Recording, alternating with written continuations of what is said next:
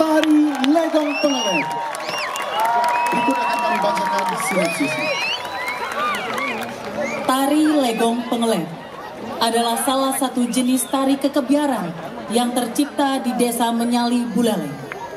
Menggambarkan suasana hati kaum perempuan yang penuh kegembiraan diluapkan dengan ekspresi bahagia, sukacita, dan keagresifan. Tari ini lahir di zaman pergerakan nasional dan emansipasi wanita ketika Raden Ajeng Kartini sedang gencar memperjuangkan kesetaraan derajat wanita dengan kaum laki-laki. Tari ini direkonstruksi oleh salah seorang seniman Buleleng yang dengan sangat intens melakukan kegiatan pelestarian terhadap kesenian tradisi Buleleng, yakni Bapak Imade Redite atau Pancarek, Bapak Imade Kerance, dan Imade Pasca Wirsute sebagai rekonstruktor Karawitani. Karya Guru Cening Britem almarhum dan Gede Negara almarhum.